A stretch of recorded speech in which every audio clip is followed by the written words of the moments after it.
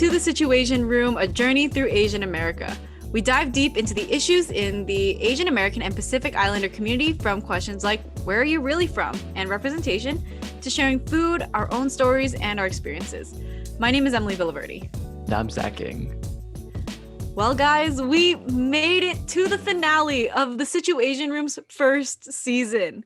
That's crazy. Wow, what an incredible season we've had. I seriously can't believe we're already wrapping up this first season and we're getting ready to launch season 2 in just a couple weeks. Before we get started with this episode, I just want to say thank you so much for supporting us this far on our journey through Asian America. I really appreciate all of you guys tuning in every week to listen to our episodes and hang out with us in the SituAsian Room. Yes, it's been incredible having the support that we do from everyone throughout our journey. It's weird because to reflect upon like how far we've come and where the journey's taken us is incredible. We started as an idea in March, just like a hey, what if we did this, and then we made it this far. Emily, what are your thoughts on like how far we've come? It's crazy to think that this journey through Asian America has started just in 2020, and it all started because of the pandemic and we weren't doing anything. I know a lot of people were like, oh my goodness, we're all home and we have really great conversations, so let's start a podcast, which is essentially how Zach and I got started. Yeah. But we took this and we really did run with it. I can't believe that we started out with just the two of us sitting on Zoom talking about how we could create a medium where we not only are able to engage with people from our AAPI community, but also make this an educational and an impactful experience, not just for us, but for the people that are tuning into our show. And it's crazy to think that we started by just interviewing some friends and just having conversations with people that we knew. Like the beginning of our season, we sat down with people like my friends, Julia Lopez. We talked about the perpetual foreigner stereotype. Like, she's one of my friends from the University of Georgia. And I just asked her, hey, we're starting a podcast. Do you want to come on our show? And she was nervous at first, but we had an amazing conversation with Julia. And we also had an awesome conversation with Hansen Zhang, and we talked about international students and, how international students, play a role in university and college life and how they perceive, the education that they have, as well as Dorothy Chan. We talked about some really great conversations with her, as well as Sarah Saliani, and we talked about politics. I can't believe we went from just talking to friends to really expanding our network. Yeah, it's incredible. So many awesome new people we've met, just some of them. Dr. Calvin Sun, Nydia Han, Justin Ching, Jay Wan. Thank you all for supporting us and coming on the show. Emily and I, we decided to create a finale episode to kind of wrap up and reflect. And so, here we are. We're just hanging out. Yeah, no interviewee. It's weird, like thinking about all the stuff we did and all the hours we put into this, and how like just an idea becomes something bigger. And we're trying to build a community, and we've been able to connect with some incredible people, and we'll get to hear from them in the next season. So I'm really excited for that. But I'm curious, like, what was the most eye-opening thing for you? Because we've learned a lot of things through. We had a lot of incredible guests here in the SituAsian Room. Some of the most eye-opening conversations that I've had with our guests, that's crazy. Nydia Han was one of the most impactful conversations for me, at least, because I am a communication student, like everybody has heard multiple times on this show, but it was really fascinating to hear someone that was in the field as an Asian American and moving up in that specific community and that specific profession, because I've never had the opportunity to really connect and have a conversation with someone in the communications field. So to just dive right in and talk to a news reporter like Nydia Han and talk about communications and how Asian Americans are playing a role, especially with everything going on with the COVID-19 pandemic. That was definitely, it put my studies and it put the way that I look at the field of communications into perspective. I also really loved sitting down with Dr. Kyle Kajihiro because he talked about the history of Hawaii, and that we titled the episode Detours from Paradise. And the way that he talked about the Native Hawaiians and the culture of the island, even though that it's part of the United States, it's a completely different culture. And we don't really get to learn a lot of that because it's very much so um, engulfed in tourism. And we just think of escaping to paradise and things like that. So he really put the Hawaiian culture and Native Hawaiians into perspective and through his talks on detours. But what about you, Zach? What was your most eye-opening conversation? Ooh. I mean, I just to go back to Nidhi and Kyle. Nidhi is incredible. Nidhi's a badass. Oh, for sure. Plain and simple. Like if you haven't listened to that episode, go back and listen to it. She's an incredible journalist and is doing awesome stuff. And yeah, I always on that. Well, I'm fortunate enough because I live in the greater Philadelphia area that I see her on 6ABC. And I was in my living room and I was like, wait, that voice sounds familiar. And she was on there. um, and I was like, yes, we love Nydia. And yeah, Dr. Kachihiro shared some incredible things. I've never been to Hawaii. I know you have, and you love it. Mhm. A lot of my friends love it. But how tourism and militarism cover up the issues, like the social justice and environmental issues in Hawaii was super fascinating. Um, I would say like eye-opening. Um, God, Jerry Wan. Jerry Wan really helped me reflect on the kind of person I wanted to be and like our impact on the world when he talked about his legacy. And he talks about like, Aw. yeah, no, Jerry goes into like his legacy and like what is legacy? What does it mean to be a leader or to be influential to others? How do you do that? And yeah, it's a very deep conversation. I think we go with Jerry. I have to agree because we were kind of doing this on our own this whole time. And then we met Jerry and we sat down with him here in the SituAsian Room. And then he interviewed us for his own podcast. And from then, it was just connection after connection after connection. And Jerry really welcomed us into the Asian Podcast Network, which I had no idea was a group that existed until we met Jerry. And he's kind of been like the podcast, like networking dad for the Asian Podcast Network and the Asian podcasting community. Like I remember having conversations with him not only on our episode but just through social media, like just talking back and forth and bouncing ideas off of one another. He really did shape who I am as a podcast host in this community as well. And that Mhm. was also an incredible episode. You guys need to check that episode out too. Yeah, and so I guess to preface, like all the people we mentioned are going to be linked in the show notes. If you Yes. don't know, Jerry Wan is the host of Dear Asian Americans and Beyond the Resumes, and he's done a bunch of other incredible stuff like founding the Asian Podcast Network. Some of the other people we talked about, Dr. Kyle Kajihiro is a professor of ethnic studies and geography at the University of Hawaii, and he also gives detours of Hawaii. Who else have we? Nydia is a journalist. We talk about that on Yeah, 6ABC. for ABC. Um, We mentioned our friends. oh yes, our friends are awesome. Yes. Yeah, so Oh yeah. our friends are from all over. We have Julia Lopez from Georgia.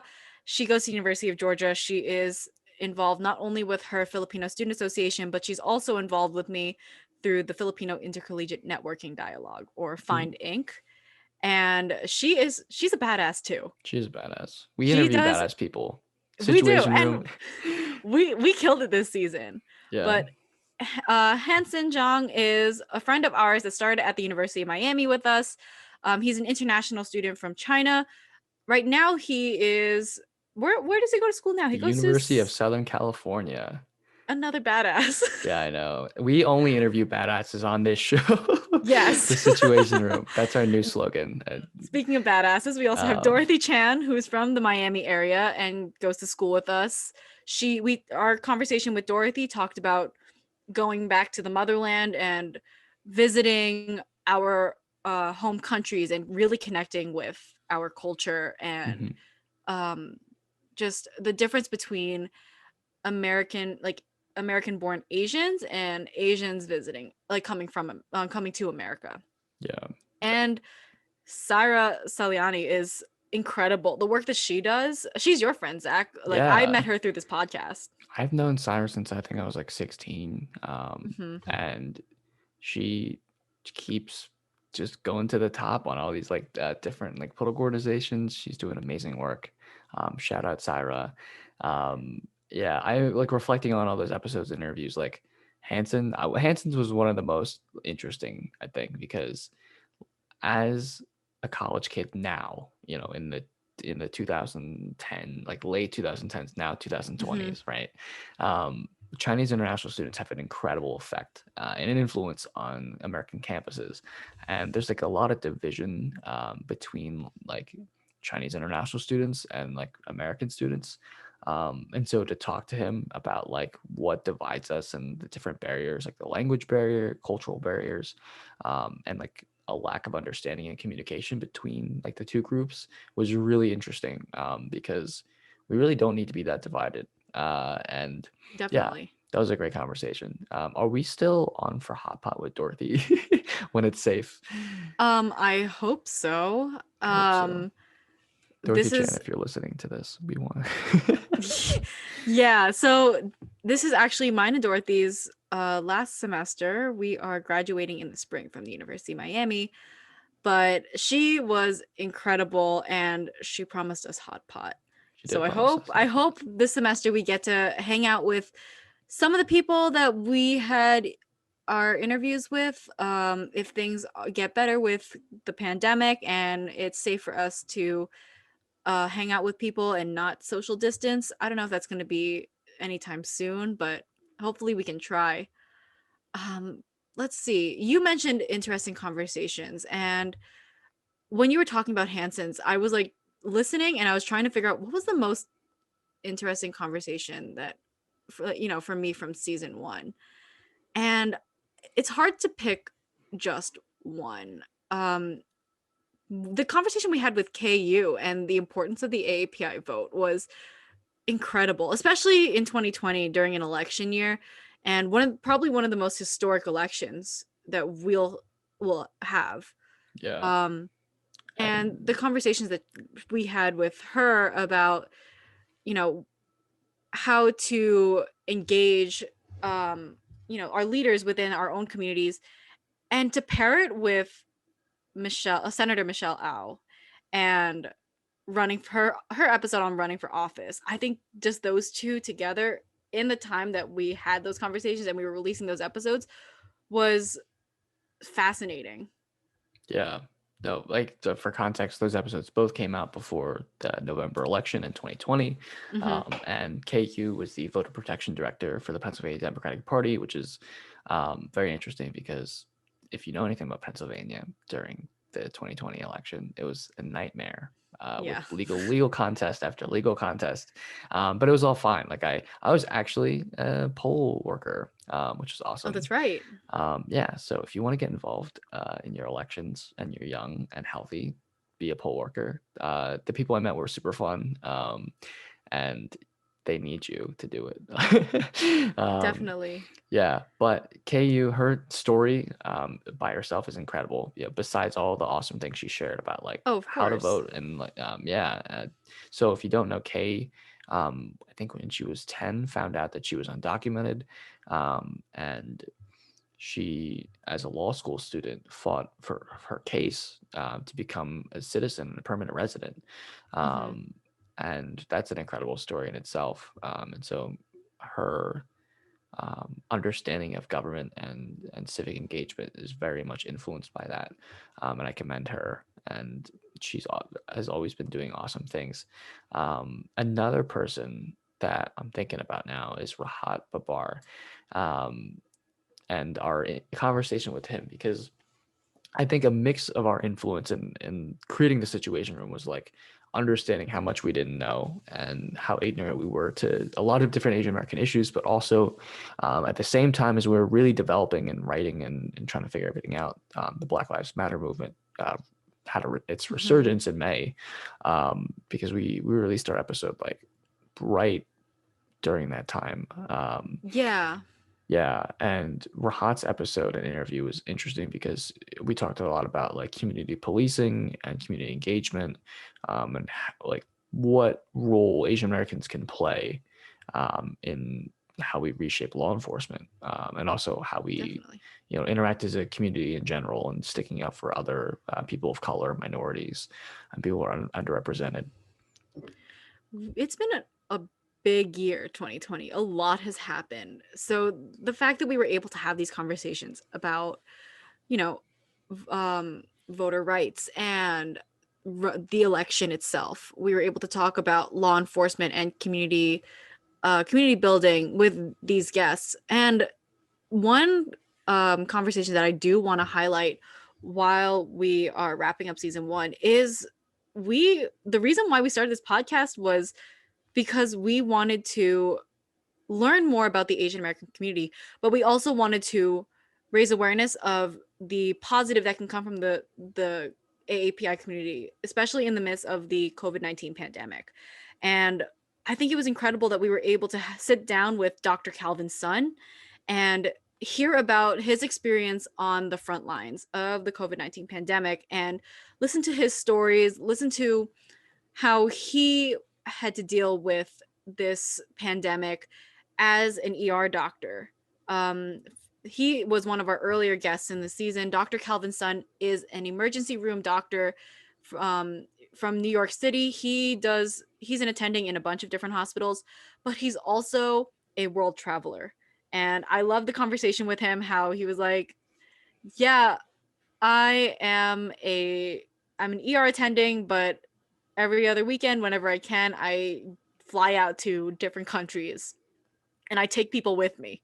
And that's my travel company. So we learned a little bit about his journey with the Monsoon Diaries, his travel company, and how that plus him going through medical school and residency, how both of those kind of went hand in hand. And even though it took him a little bit longer to get to where he is now, his impact on other medical students that were traveling with him and just the stories that he tells about his different monsoons and his different trips were one of the most interesting conversations. And I loved that we were able to catch him when he was free and have a conversation with him.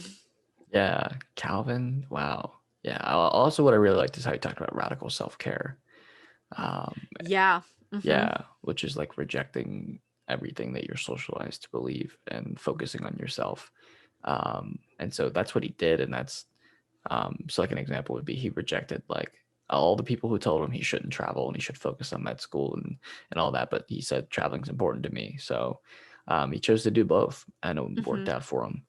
And so that's something I take with me, like when I think about my own like personal development.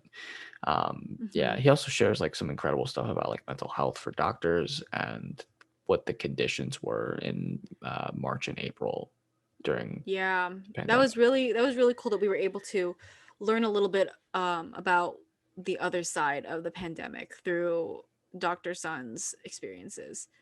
And he's also an activist for Asian American rights. He sits the reason One of the reasons that inspired us to start this podcast was Zach and I both went to the East Coast Asian American Students Union conference, or ICASU conference, separate years. And the year that I went, when it was at um it was in Kissimmee, Florida, I think at the University of Central Florida. Is that the one in Kissimmee? Uh, Yes, I think it's UCF. UCF. Yeah, I think UCF is it's your Orlando area, right? Yeah. I think it's I went to UCF and I actually sat in on Dr. Sun's conference workshop about becoming a doctor and the road to medicine. And it inspired me to to think about myself and, radical self-care, and think about where I am with my life and the things that I want to do. And he helped me get to the realization that medicine wasn't for me. And had I not been to that one conference, I probably would have still been a pre-med student.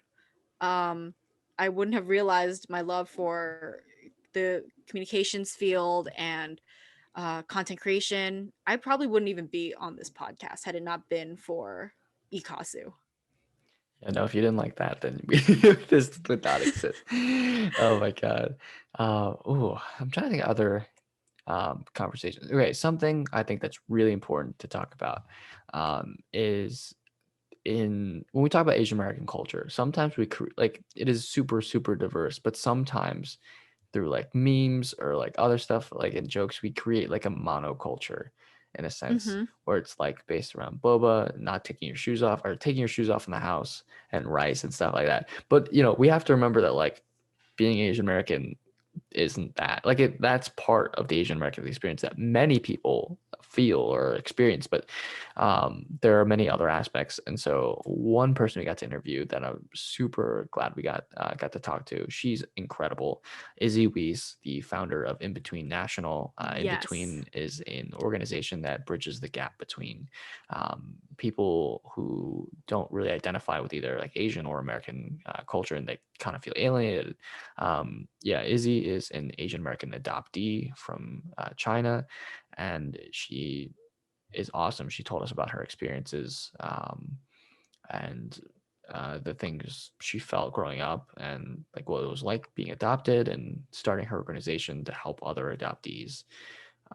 Yeah, I'm excited to watch where In Between goes, and how it for keeps sure. keep developing. Yeah, but Izzy was incredible.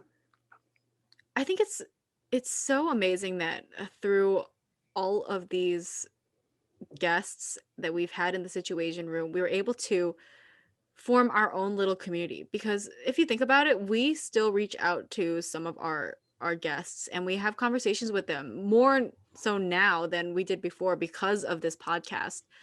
And it really brought was it was able we were able to bring a community together and learn from it, turn to it for support, and just share some amazing stories. And I am so glad for that.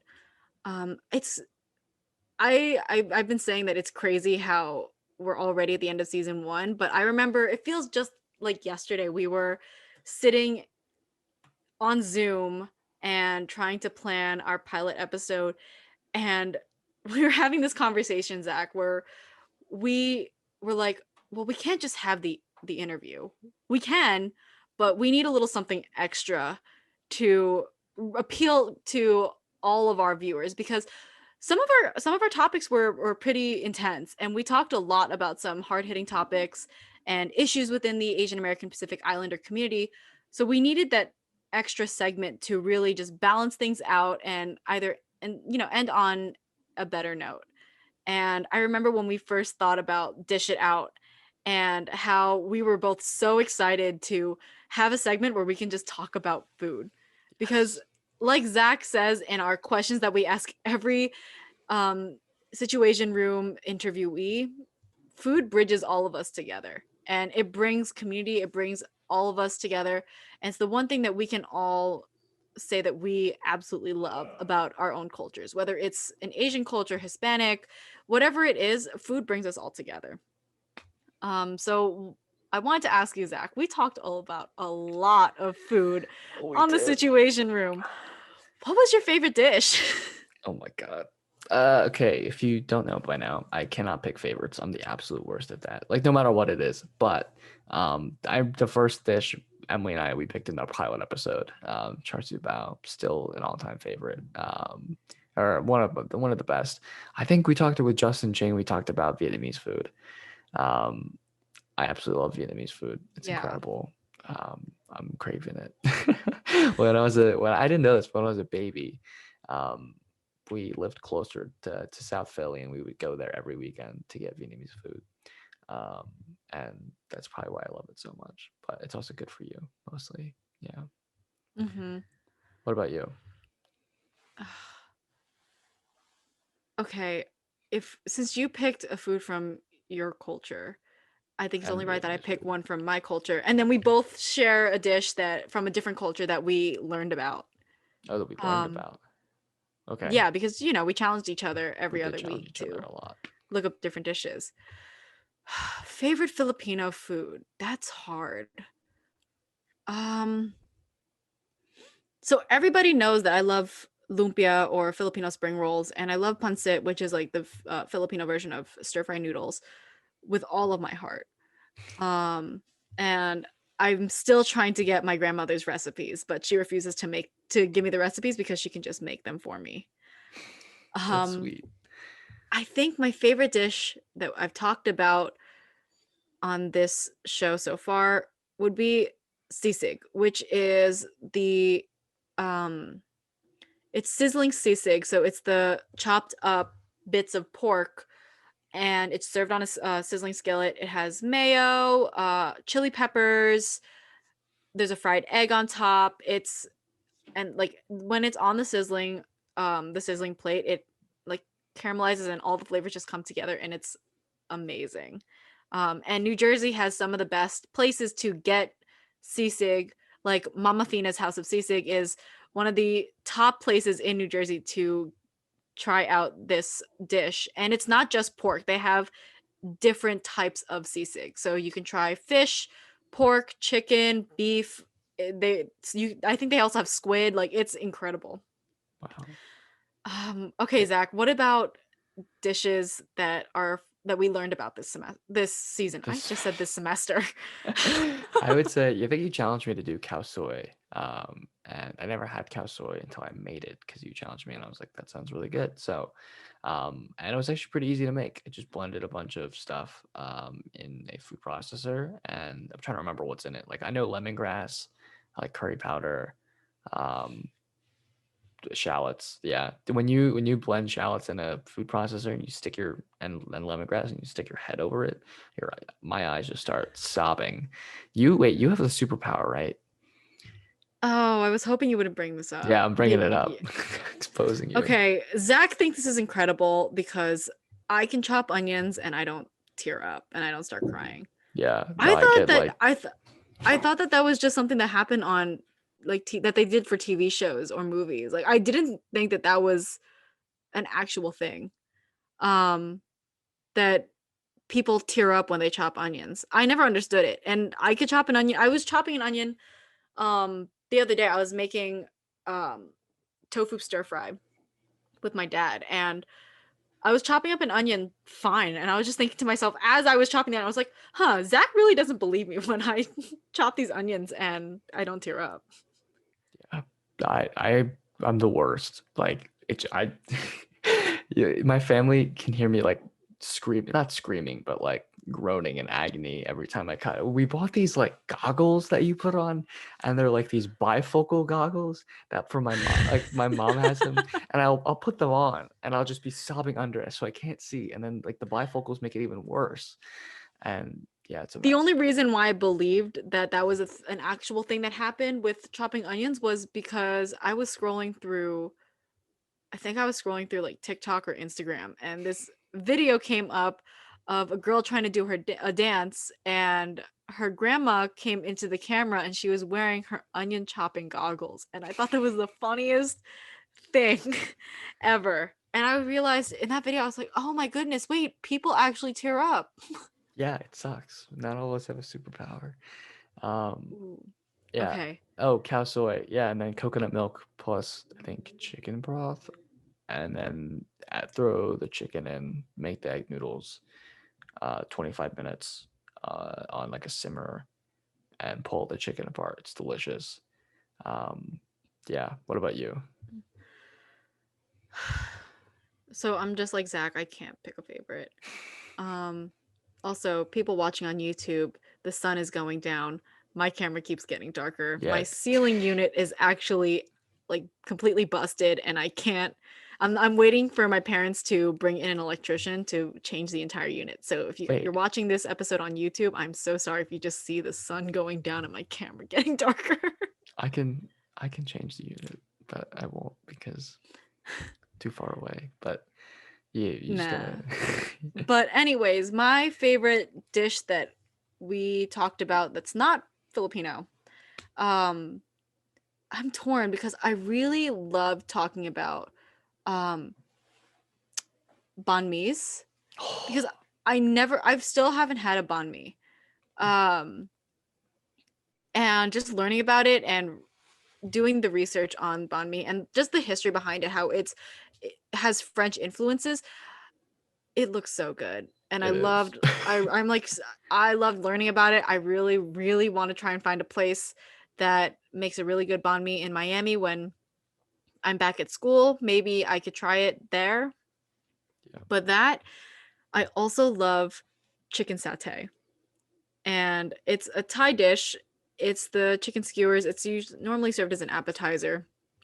But unfortunately, Zach can't relate because he's allergic to peanuts. But there was I've one had. time I had I just chicken can't have the. satay with the peanut dipping sauce. That sauce, I never imagined like a peanut sauce or like a peanut butter or like just any type of like peanut sauce complementing, you know, a dish like so it's like a savory dish. The only exception I knew was the Filipino dish kare kare, which is literally it's oxtail in a peanut like a peanut butter sauce Oh, or like a peanut sauce. But yeah, I loved chicken satay and I loved banh mi. We talked about Korean food, bibimbap. I tried for the first time a couple months ago, and that was also really incredible. ooh, yeah. We both picked Thai dishes.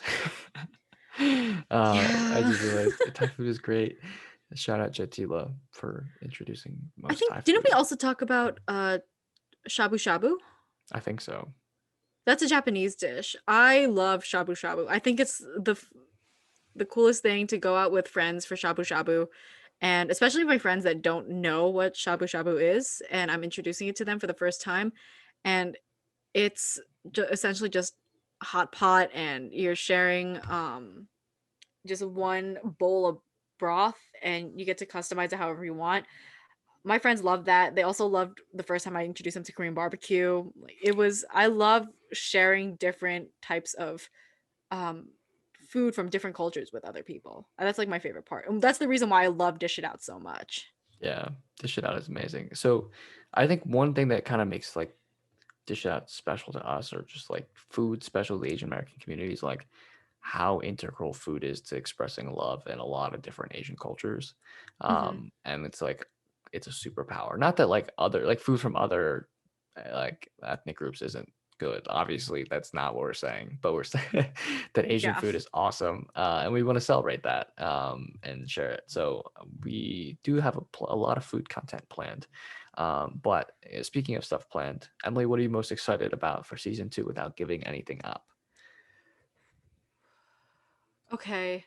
We have a lot of good guests lined up for season 2, and I'm really excited to share that with everybody. But I think what I'm most excited for season 2, I like it's definitely just the conversations that we're going to have with people. Because I could say Dish It Out because we plan Dish It Out and I know all the foods that we're going to be talking about and I'm really excited for to just talk about food for however many minutes with all of you in the SituAsian Room. Um, but I'm really excited to take this podcast to another level, take it deeper into our journey through Asian America, and connect with more people through our conversations and the people that we meet. That's the whole reason why I love doing this podcast. But what about you, Zach? Ooh, I mean, we have had some amazing people that interview in season 1. We keep continuing that. We only interview badasses, Yeah, but badass is also, only in the SituAsian Room. but also a lot of people are badasses. So, and oh god, well, okay, we're gonna have it much more together for season 2 because all the mistakes we made, and there were a lot. I don't know if you saw, but that's But okay. people might not know that we made mistakes. Shh. Well, no, I mean, so like, this is from a conversation we had at season 2, so I can't give it up. But anyway, I'll just say being vulnerable is important. And we made mistakes, obviously, like we're two college kids making a podcast. Also regular people making a podcast, even pros make mistakes. And so Yeah. mistakes are great because that's how we learn, and we are becoming better every single day. And I'm super excited to give you more refined content and on a more consistent schedule. It's going to be awesome. We're just going to keep learning about both the podcasting process, but also about the Asian American Pacific Islander community in our journey through Asian America. Yeah. Speaking of new content, can we just talk about our new graphics? Yes. Oh my God, we have to do it. If you guys haven't seen our social media and our new covers for our podcast, we have worked with two amazing graphic designers, and they helped us rebrand the SituAsian Room. So definitely go onto Instagram, Facebook, check out our what's it called, our logos, our new design PR, system. our new PR graphics and our logos. Because I remember sitting with Marcus and Leland and looking at these new graphics, and I was already so excited for season 2 because that's when we were launching our new designs. Yes, huge thank you and shout out to Marcus Jahadi and Leland Starwalt. Y'all are both incredible and are helping us take the SituAsian Room to the next level. Thank you so much. This is the work they did is awesome. We're super excited. We're rolling it out on our websites and stuff. So please check them out. They will be linked in the description in our show notes below. Yes, but wow. So before we close out season 1, Zach and I just wanted to give a huge thank you to all of the guests that came into the SituAsian Room and sat down with us for interviews. So thank you to Julia Lopez, Hanson Jung, Dorothy Chan, Dr. Calvin Sun, Syra Saliani, Justin Ching, and Senator Michelle Au. We'd also like to thank Rahab Abar, Nydia Han, KU, Izzy Weiss, Jerry Wan, and Dr. Kyle Kajihiro. Also, a huge thank you to Crimson Planet Media and Keystone Digital TV, Kyle and Leslie Hudson. We would not be able to do this without you. Also, we could not do anything at all without our listeners. Your support has kept us going, and we hope to only get better from here. We are incredibly grateful for everyone who's tuned in so far. Yes, it's been an incredible first season. I am so excited for season 2. Guys, please check out our show notes for all of the information that we talked about in this season finale. We talked about all of our guests and the different episodes. That's all going to be linked in our show notes on our website, www.situasianroom.com. And definitely follow us on social media. We're on Instagram, Facebook, we're on Twitter, and all of that will be in the show notes, so definitely check it out and show some support. But yeah, this concludes season 1 of our journey through Asian America in the SituAsian Room. Wow, Zach, we did it! One last time, signing off for season 1. Yes. I'm Zach Ng. And I'm Emilie Villaverdi. We'll see you guys next season.